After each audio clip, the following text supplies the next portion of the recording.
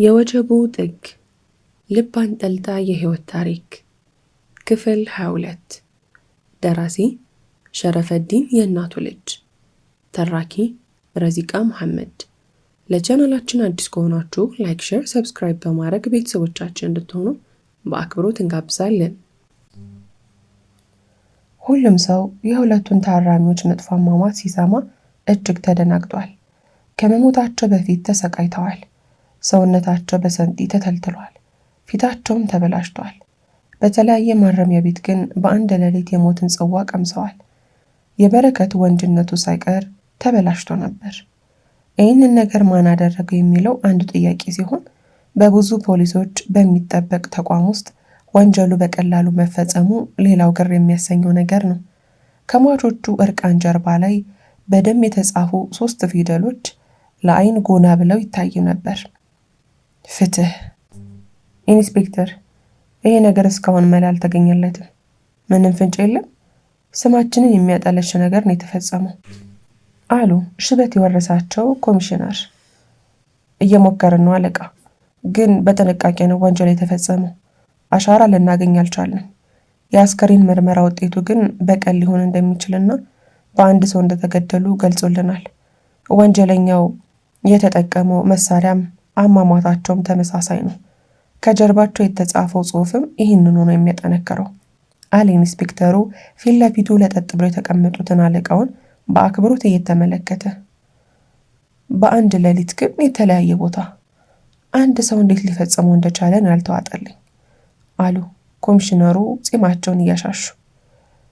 በሕግ ተስፋ የቆረጠና በራሱ ፍትህ ለመስጠት የሚሞክር ሰው ይመስለኛል። በጥላቻ የተሞላና አደገኛ ነው። ታራሚዎቹ ሴቶችን አስገድደውና በሐሽሽ እያደነዘዙ መጥፎ ነገር ሲፈጽሙባቸው የነበሩ ሰዎች ናቸው። ምናልባት ከተጠቂዎቹ ቤተሰብ ውስጥም ሊሆን ይችላል። የእጃቸውን ያገኙ ይመስለኛል አለ ኢንስፔክተሩ በጥቂቱ ስሜታዊ ሆኑ።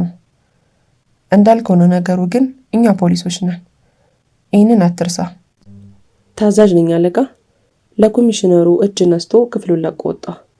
ኮሚሽነሩ በሽበታም ጺማቸው የተጫወቱ ጥቂት ካሰቡ በኋላ የስልክ እጀታውን ጆሮአቸው ላይ ደቅነው ቁጥሮቹን ማሽከርከር ጀመሩ። ይህን ነገር አንተ ትሆን ያደረግከው? ያንተ እጅ ይኖርበት ይሆን? ሌላ ከኛ ውጪ እዚህ ጉዳይ ውስጥ እስከ አፍንጫ የገባበት ያለ አይመስለኝም አላለምነህ ድምፁን አፍኖ ለማውራት እየሞከረ። የኔም ጥያቄ እሱ ነው። አንተ ትሆናለህ ብዬ እያሰብኩ ነው። ምናልባት ደግሞ ዘካሪያስም ሊሆን ይችላል። ግን ማንም ሆነ ማን ይህንን ነገር የጀመረው ሰው የሀገሪቷን ቆሻሻዎች ማጽዳት እንደጀመረ ነው የሚሰማኝ። ሀሳቤን ከጠየቀኝ ይህ ሰው ገና እየጀመረ ይመስለኛል። ሟቾቹ ጀርባ ላይ ፍትህ የሚል ጽሑፍ በደማቸው የተጻፈ እንደዛ እንደሆነ መረጃው አለኝ አለ የማይታወቀው የዓለምነህ ረዳት። ዓለምነህ ይህንን ሲሰማ ፈንጠር ብላ ከመጣላት ሐኪም ጋር እየሳቀችና እያወራች ያለችውን እርግቡን በአይኖቹ ቃኘት ታደረጋትና ወደ ስልኩ ተመለሰ። ለትዕግስት ነው። ዘካሪያስ ከሀገር አልወጣ ከሆነ መልሶ የሆነ ነገር ቢያደርጋት እያልኩ እየተጨነኩ ነው። ወጥቼ ስራ መስራትም አልቻልኩ አላለምነህ ጭንቀቱን ለማራገፍ ፈልጎ። ዘካሪያስ በሆናችሁት ነገር የተዝናና ነው። ሌላ ነገር የሚሞክር አይመስለኝም። ቢሆንም ግን እናንተን የሚከታተሉና የሚጠብቁ ሰዎችን ቤታችሁ አካባቢ አሰማርቻለሁ። ስራህን መስራት ትችላለህ አለው ጎርነን ያለው ድምፁ። ማን ብትሆን ነው እንዲህ የምታስብልን? ለራስህ ስትል ነው የምታደርገው ወይስ ለኛ ብለህ ነው? ግራ እየገባኝ ነው አላለምነህ የእውነት ግር እያለው።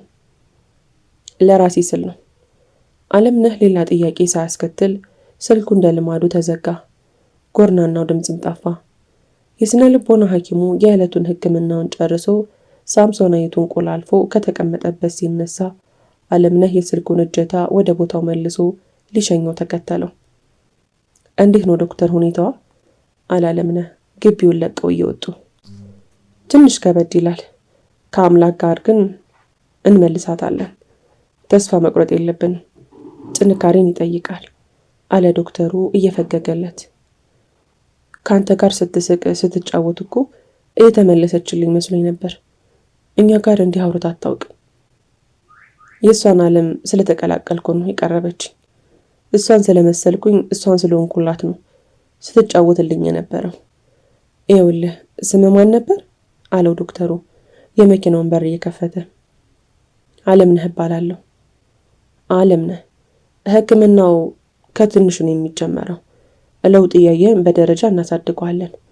በል በርታ አለው ትከሻውን መታ እያደረገ። ዶክተሩ እንደሄደ አለምነህ አይኑን ሰበር እያደረገ አካባቢውን ቃኘው። በየጥጋ ጥጉ መንገደኛ መስለው የቆሙ ሰዎችን ተመለከተ። አቅራቢያው ወደሚገኙ ምግብ ቤቶችና ካፌዎች ጎራ በማለት አይኖቹን ከወዲያ ወዲህ እያንከራተተ የሰፈሩን ሰዎች መነጠረ። በገባባቸው ቦታዎች አዲስ ጸጉረ ልውጥ ሰዎች መኖራቸውን ሲያስተውል እፎይታ ተሰማው። ሲፈልገው ቀጠን ባለ ድምፅ፣ ሲያሻው በጎርናና ድምፅ የሚያናገረው ረዳቱን ከልቡ አመስግኖ ወደ እርግቡ ተመለሰ። ከ3 ወራት በኋላ በሚናጥ ወጀብ የታጀበችው የህይወት አዙሪት እየመላለሰች አሳምማቸዋለች። ሞታቸውን አዘግይታ ስቃያቸውን አብዝተዋለች። አሁንም ግን እንዳልሆኑ ሆነው እየተነፈሱ ነው። አለምነህ ደስተኛ ባልሆኑ ሁኔታዎች ውስጥም ደስተኛ ነው። የአእምሮንና የልቡን ሰላም የምትሰጠው ሴት ከጎኑ ናት። አስደናቂውን ውበቷ አሁንም እንደነበረ ነው። ጠረኗ አፍንጫው ላይ አለ። ነፍሱ የምትንሳፈፍላት ድንብሏ አሁንም ስር ጉድ ትልለታለች። መኖር ማለት ስቃይ የበዛበትን ደስታ ማጣጣም እንደሆነ ከሱ በላይ የሚያውቀው የለም። ሕይወትን ከነንፍጧና አረንቋ ተቀብሏታል። ጨለማን አትፈራው። በጨለማ መዋጥህን ውደደው። ጨለማ ገመናህን መደበቂያ መሆኑን ታውቅ የለም? አዎ፣ ፈታኝ በሆኑ ሁነቶች ውስጥ ሳታልፍ እንቅፋት ሳያደናቅፍህ በኃይለኛ ወጀብ ተመተህ ሳትወድቅ ውስጣዊ ጥንካሬ ልታገኙ አትችልም። ፍቅር ውስጥ ያለው ሙቅ ልቡ መኖር ምን ማለት እንደሆነ ገብቶታል። በምሽት እንደ ጨረቃ የምታበራውን በንጋት እንደ ጠዋት ፀሐይ የምታብረቀርቀውን እርግቡን በየቀኑ ያፈቅራታል። በየቀኑ ይዘምርላታል። ሁሌም ትከሻውን ያስደግፍባታል። ፍቅር ማለት አለምነህ ማለት ፍቅር ነው። ባለፉት 3 ወራቶች እያንዳንዷ ንጋት አዲስና የተለየች ፀሐይ ይዛለት እንድትመጣ ተመኝቷል። በነጎዱት 3 ወራቶች ማዕበሉ ቀዝቅዟል። ውቅያኖሶች ረግተዋል። ሲያፋጭ የነበረው ውሽንፍር ኮምሽሽ ብሏል። አቧራ የቀላቀለው አውሎ ንፋስ ጋብ ብሏል። ሲያጓራ የነበረው ሰማይም ለስለስ ብሏል። ፍጹም ሰላም የሰፈነባቸውና ኮሽታ የማይሰማባቸው ወራቶች አለፉ። የታራሚዎቹ ገዳይ ደብዛው ጠፍቷል። መርማሪዎች ከየት መጀመር እንዳለባቸው እንዳውቁ አድርጎ ነው ስራውን የሰራው። ማንነቱን መጠርጠር እንኳን ሳይችሉ ቀርተው ፋይሉን ዘግተውታል። ዘካርያስ ያለበት አይታወቅም። ወደ ሰማይ ይስረግ ወደ መሬት የሚታወቅና የሚጨበጥ ነገር የለም። በእነዚህ 3 ወራቶች ውስጥ ትዕግስት መጠነኛ ለውጦችና ጭላንጭል ብርሃኖች ታይተውባታል። አለምነህ አክስቱና ሐኪሟ ብዙ ጥረዋል። ትዕግስት አሁንም ያለፈው ዓላማ ውስጥ ብትሆንም አለምነህና ወይዘሮ ዝናሽ ቀርባ ማውራት ጀምራለች። ዘመዶቿ እንደሆኑ ነው የተቀበለችው። እርግቦቹ በተለያየ ጊዜ የተነሱትን ፎቶዎች ያሳያታል። ግራ እየተጋባችና ነገሮች የተዋወሱባት በዝምታ ትመለከታለች። ግን ልታስታውሷ አትችልም። አለምነህ ስሙ እንደሆነ ቢነግራትም አለሜ እያለች አለሟ እንደሆነ ጠዋት ማታ ስትነግረው የኖረችው ሰው ማስታወስ ከብዷታል። እየኖረች ያለችው ከልቧ ሰው አለምነህ ጋር ሳይሆን በቅርብ ካወቀችው ዘመዷ ጋር ነው። በአንዲት ምሽት ወይንም በአንዲት ንጋት ልቧ የልቧን ሰው ናፍቆ አለሜ ብላ በድጋሚ ተጠራው ይሆን? የእርግቡ ጆሮዎችም ይህን ጥሪ ተናፍቋል። ከምሽቱ 2 ሰዓት አካባቢ የእርግቦች መኖሪያ ቤት ውስጥ ድምፅ በረከተ። የግቢው በር በኃይል ተበርግዶ ጭንብል ባጠለቁ ሰዎች ስፍራው ተወረረ። አለምነህ በሰማው ከባድ ድምፅ ተደናግጦ ሽጉጡን አቀባበለ። የመኖሪያ ቤቱን በር ሰብረው በፍጥነት የወረወሩት ሰዎች ግን ሊመለከታቸው አልቻለም።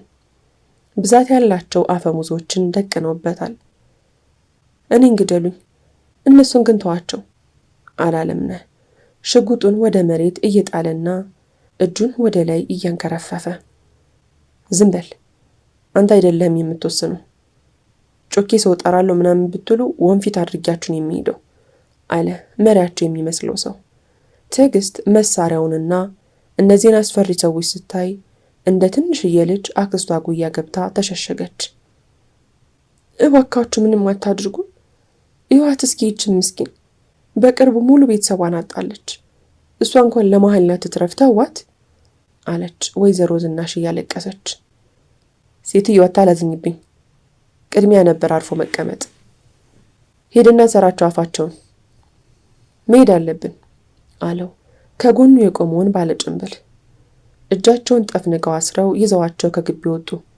ያልሆነ እንቅስቃሴ እናደርጋለን ብትሉ እረሽናችኋለሁ። ግርግር ሳትፈጥሩ መኪና ውስጥ በፍጥነት ግቡ አላቸው የጥቁሩን ሚኒባስ በር እየከፈተ። መኪናዋን አስነስተው ከነፉ። ጨው ያለ ገጠር ውስጥ ወሰዷቸው። በአራቱም አቅጣጫ ተራራ ከቧቸዋል። ጥቅጥቅ ያለ ጫካ ውስጥ ናቸው። የሰዎች ድምፅ በአራዊቶች ጩኸት ተተክቷል። ቢጮሁ ድምፃቸው የማይሰማበት ቦታ ላይ ናቸው። አሁን ቢጮሁ የሚሰማቸው በየብስም ይሁን በባህር ላይ የሰንዘር ያህል ቅርብ የሆነ አምላካቸው ብቻ ነው። አፋቸውን ፍታላቸው አለ መምሪያቸው ምንም ሊፈጥሩ እንደማይችሉ ስለተረዳ። የት ነው ያለ ነው አለች ትዕግስት፣ ፍርሃት ልቧ እየገባ። ልንዝናና መጠን የኔ ልጅ አለች ወይዘሮ ዝናሽ ለመጠንከር እየሞከረች። ውረዱ አሁን ቁልቁለቱን አለ ባለ ጭንብሉ እየገፈተራቸው። አትንካቸው፣ እጅህን አንሳላቸው አለምነህ እየተወራጨ ጮኸባቸው። ምን ያፈራግጣል አንተ ጩጬ? ባለ ጭንብሉ በጥፊ አጮለው። ቁልቁለቱን እየገፈተራቸው ወርደው ሲጨርሱ በብርሃን የተንቦገቦገ ቤት እዛ ጋር ተፋጠጡ። እዚህ ምንም በማይታይበት ጫካ ውስጥ የተሰራ ዓይን የሚስብ መኖሪያ ቤት፣ በመብራት የተጠለቀለቀ ብቸኛው ቦታ ይህ ነው። ወደ ውስጥ አስገቧቸው። ሳሎኑ እንደ አዳራሽ ሰፊ ነው። ውስጡ በአብረቅራቂና ተንቦግቧጊ ዲኮሮች ተሞልቷል። የተከፈተው ሙዚቃ የጆሮ ታምቦር የመበጠስ ኃይል አለው። ማን ሊሆን ይችላል እዛ ያለው? እያንሰላሰሉ ሳለ መብራቱ ድርግም አለ። ጨለማ ወረሳቸው። ከሴኮንዶች በኋላ ከየአቅጣጫው ፍንዳታ ተሰማ። የተኩስ ድምፅ በረከተ። ጸጥ ያለው ጫካ ታወከ። የተኩስ ድምፁን የሰሙ አራዊቶች በፍርሃት ድምፃቸውን ከፍ አድርገው መጮህ ጀመሩ። ከወዲያ ወዲህ እየተቀባበሉ እንግዳ የሆነባቸውን ድምፅ አራገቡት። ወዳጆቻቸውን ተጠንቀቁ የሚሉ ይመስላሉ። ተራራው ተሸበረ፣ ቅጠሎቹ ረገፉ። ተኩሱ ግን አሁንም ቀጥሏል። እማ፣ አባ፣ እህቴ፣ አለሜ የሚሉ ድምፆች በተኩሱ መሃል ተሰሙ። እህቴ! ትዕግስት ጆሮዋን በእጆቿ ደፍና ይዛ ቁጢጥ ብላ እያለቀሰች ትጮኻለች። ጨለማ ውስጥ ሁለት እርግቦች የጠፋ አባት አክስቶ ከሶፋው ስር ተኝታ እየተንዘፈዘፈች አምላኳን ትማጸናለች። ተኩሱ ቆመ። አስፈሪ ጸጥታ ጨለማው ላይ ነገሰበት። ጨለማው ተሸነፈ። እነዛ የሚንቦገቦጉት መብራቶች ዳግም ብርሃን ፈነጠቁ። ትዕግስት አሁንም ጆሮዋን ይዛ እያለቀሰች ነው። ትከሻዋን ሲከብዳት ተሰማት። ጆሮዋን ሳትለቅ ፊቷን አዞረች። እርግቧ እጁን ትከሻው ላይ አሳርፎ ከላይ ወደ ታች በስስት ያያታል። አይኖቹ ሙጭሙጨው ቀልተዋል። እንባው ፊቱን እያራሰው በዝምታ ይቃኛል። እየተያዩ ሴኮንዶች አለፉ። አለሜ አለችውና ዘላ እቅፍ ውስጥ ገባች። አንገቷ ውስጥ ፊቱን ቀብሮ እየተንሰቀሰቀ አለቀሰ። ተመለስሽልኝ የኔ እናት እኮ አለሜ ያልሽኝ፣ አለሜ ብለሽ ጠራሽኝ አላት። እንዳትበርበት አጥብቆ ያቀፋት። አልሞትክብኝም አለሜ፣ ለአንተ በጣም ፈርቼ ነበር አለችው። አትፍሪ፣ አንቺን ጥዬ መሞት አልችልም አላት። እያለቀሰች ከእቅፉ በመውጣት በአዎንታ ጭንቅላቱን ነቀነቀላትና መልሶ እቅፍ ውስጥ ከተታት። ሁለቱ እርግቦች ሲላቀሱ አፏን ከፍታ ስትመለከት የነበረችው አክስቱ አሁንም ፍርሃት ከውስጡ አልወጣም። እጆቿ እየተንቀጠቀጡባት ነው። ቢሆንም ግን ከናፍሮቿን ፈልቀቃ ፈገግ አለች። ከተራራው ግርጌ እርግቦቹ ድጋሚ ተፈጠሩ። ወይዘሮ ዝናሽ በጧቱ የቤቱን ሀድራ ሞቅ አድርገዋለች። ከወሎ ይዛ በመጣቸው የተቀመሙ ጢሳጢሶች ቤቱን አውደዋለች። ወሎ ስንል በጭንቅላታችን ቀድሞ የሚመጣው ቆነጃጅት ሴቶችና ጠመዝማዛው የሐረገው መንገድ ነው። ቀጥሎ ደግሞ ጢሳጢሳቸው ነው።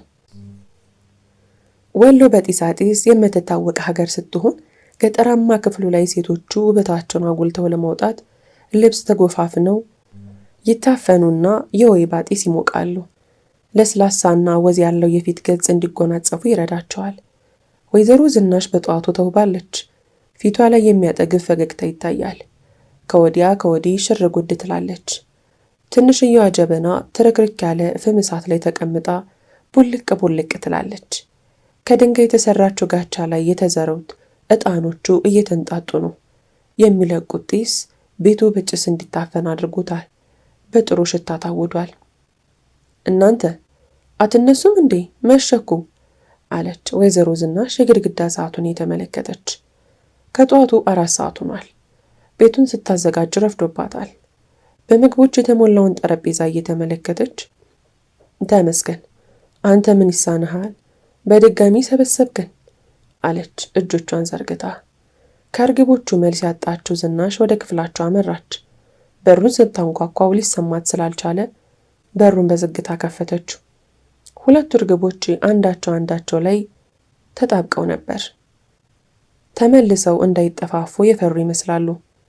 እየተላቀቁ አንዳቸውን የሚፈልጉበትን ሩቅ መንገድ ታኳቸዋል። ልብሳቸው የነፍስ ምግቧን ድጋሚ መራብ አትፈልግም። የተቆላለፉት እጆቻቸው ድጋሚ አልለቅህም፣ መልሰሽ አጠፊብኝም የሚሉ መልእክቶችን ጮክ ብለው ያስተጋባሉ። አክስታቸው በራፉ ላይ እንደቆመች ሁለቱን እርግቦች በተመስጦ ትመለከታቸዋለች። ከማያባራው የንቃት መከራቸው ይልቅ በሰመመን ውስጥ ያለው ሰላማዊ ፍቅራቸውን እያሰበች እንደዚሁ ባሉበት ብትተዋቸው ተመኘች። አይኖቻቸው እንደተጨፈኑ ዝንት ዓለም ባይነቁ፣ እንደተቃቀፉ በትንፋሾቻቸውና በልባቸው ቢነጋገሩ፣ በልቦናቸው ቢገናኙ ተመኘች። ማታ እራት ሳይበሉ እንደተኙ ትዝ ሲላት ከሄደችበት መንገድ ተመለሰች። ደስ ስትሉ እናንተን ሳይ ወጣት የሆንኩኝ ያህል ይሰማኛል። በሰውነቴ ውስጥ አንዳች ነገር ይፍለከለካል። እየቀዘቀዘው አካሌ ትኩስ ይሆናል። ጥሩ ስሜቶቼ ናችሁ አለችና ፈገግ እያለች በጆግ ውሃ ይዛ መጣች። ፍጹም ሰላም ከሆነው ፍቅራቸው ልታባንናቸው። ተነሱ እናንተ እንቅልፋሞች። የተኙ እርግቦች ላይ የያዘችውን ውሃ በእጇ እየጨለፈች ረጨችባቸው። እየበረገጉ ተነሱ። ምንድን ነው አላለምነህ አይኖቹን ሳይገልጽ በእጁ ፊቱን እየከለለ። አክስታቸው እየሳቀች መርጨቷን ስትቀጥል ትዕግስትም እሽማ ተነስተናል በቃ እያለች ከአልጋዋ ወረደች። ኤዲያ ደሞ ቀን በኋላችሁበት ልብስ ነው እንዴ የተጋደማችሁት? በሉ ነቃ በሉ አለች መርጨቷን አቁማ ክፍሉን ለቃ እየወጣች። ሁለቱ እርግቦች ክፍላቸውን ለቀው እየወጡ ሳለ ነበር ሳሎኑ የጠራቸው። መንፈስን የሚያነቃቃ ለነፍስ እርካታ የሆነ የሚያውድ ሽታ በአፍንጫቸው ሰርጎ ገባ። አፍንጫቸውን አስረዝመው ሽታው ወደ ጠራቸው ቦታ መሩ። ሁሉም ነገር ወሎ ለእረፍት በቆዩበት ጊዜ እንደነበረው ነው። አክስቴ ዛሬ ደግሞ ምንም በማስመልከት ነው አላት አለምነህ ከፈንድሻው እየዘገነ። አንተ ልጅ ሳይረጫጫት ትብላ አላልኩም? ውቃቤ እንዳይሰፍርብህ አለች ወይዘሮ ዝናሽ ምግባቸውን ፊት ለፊታቸው እያደረገች። የአንቺ ውቃቤዎች ደግሞ አያልቁም። እየሳቀ ቆሎውን ይቆረጥማል። ምን ተገኘማ? ፊትሽ ያበራ እኮ ነው አለች ትዕግስት ከአለምነህ እጅ ላይ ፈንዲሻውን ፈልቅቃ እየወሰደችበት። እማ ምግቡን ቡናውም ጣፋጭ ነው፣ እጅሽን ይባርከው አለች ትዕግስት በእጇ የያዘችውን ስኒ ወደ አፍንጫው አስጠግታ እንፋሎቱን ወደ ውስጧ እየማገችው። እንባይ ቤተነሽ የምንሄድበት ቦታ አለ። አረጊቶቹን ምዳንቺ አይጠጡ። እንደ አክስቴ አወለ ረጃ በረካ እያልሽ ቡና ስታቃቅሪ ልትይ ነው እንዴ አላት አለምነህ እንድትነሳ በቅንድቡ እየነገራት። ይኸው ሲሰድብን እኛ ለወሬው ብለን እንጂ ቡና ላይ ተቀምጠን የምንውለው ሱስ እኮ ይዞን አይደለም አለችው አክስቱ ጣቷን እያቆላመመችበት። እሱን ተይ አክስቴ አትሸውጅኝም። እናት ተነሽ እንጂ ልብስ ቀይሪ አላት ወደ ክፍላቸው እየጎተታት። እንዴ በጧት ወዴት ነው ጥድፊያው? ለማንኛውም ልብስ ከመቀየሪ በፊት ፀጉሬን መታጠብ አለብኝ አለችውና ወደ መታጠቢያ ቤት ሄደች። እርግቧ ፀጉሯን እንዳደራረቀች ወደ ክፍሏ ስትገባ አለምነህ ሹራባማ ሱፍ ውስጥ ልክክ ብሎ ጠበቃት። ዛሬስ ተለይተብኛል። ምንድነው በጧቱ መታነቅ? አለችው እየፈገገች። ዛሬ አሪፍ ቦታ ነው የምወስድሽ። አብረን አንድ ላይ ከተዝናናን እኮ ቆየን። እንዴት ነኝ? አምሮብኛል አላት ኳሌታውን እያስተካከለ። ኬሻን ብትለብስ እኮ ያምርብሃል። መዝናናት ምናምን የምትላቸው ደግሞ ለእኔ ተራ ቅራቅንቦች ናቸው። የኔ ዓለም ባንተ ውስጥ ነው ያለው። እናት የምትለውን ድምፅ መስማት ብቻ የማላቀው ፓሪስ ጎዳና ላይ ከመሽከርከር የበለጠ ደስታን ይሰጠኛል። ተጠግታው በስሱ አቀፈችው። ጠዋት የሚለበሱ ቀለል ያሉ ልብሶችን እየመረጠች ነው። አንዱን ስትጥል አንዱን ስታነሳ። ዛሬ ይህንን እንድታደርግ ነው የምፈልገው አላት በእጁ ከያዘው ላስቲክ ውስጥ አውጥቶ እያሳያት። አይኖቿ አለምነህ ቀኝ እጅ ላይ ፈጠጡ። አፏ ተከፍቶ ቀረ። ከንፈሮቿ መልሰው አልገጠማሉ። ምንድነው እሱ አለሚ? አለችው እየተንቀጠቀጠች፣ ሰውነቷም እየተንዘፈዘፈባት።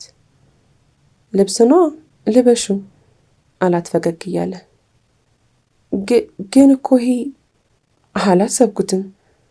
ያለንበት ሁኔታስ? አለችው እጆቿን እያሻሸች። ምንም ግን የለውም እናት። በየትኛውም ሁኔታ ውስጥ እኛ አንድ ላይ ነን። ብዙ ነገሮችን አብረን አልፈናቸዋል አይደለም እንዴ? አላት እየተቅለሰለሰ። ግን ደግሞ ይሄ የተለየ ነው። ቤተሰቦችን ካጣው ገና 4 ወሬ፣ ሁሉን ነገሬን ካጣው ገና ወራቶች መቆጠራቸው ነው። አሁን ላይ ስለ ጋብቻ እንዴት ላስብ እችላለሁ? ሰውስ ምን ይላል?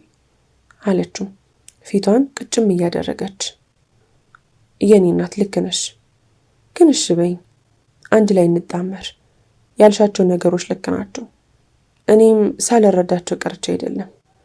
ታስታውሻለሽ ከሳምንት በፊት ወደ ራስሽና ወደ እኔ ተመለስሽ ቀን እያለቀሽ ያልሽኝ? የምወዳቸው የሚወዱኝ ከመሬት በታች ናቸው፣ ከአቧራ ውጪ ምንም የማይታይበት ምድረ በዳ ውስጥ ብቻዬን የተጣልኩ ያህል እየተሰማኝ ነው ብለሽኝ ነበር። የዛን ምሽት ነው በቶሎ እንደማገባሽ ወሰንኩት። ብቻሽን እንዳልሆንሽ ላሳይሽ ፈለግኩ።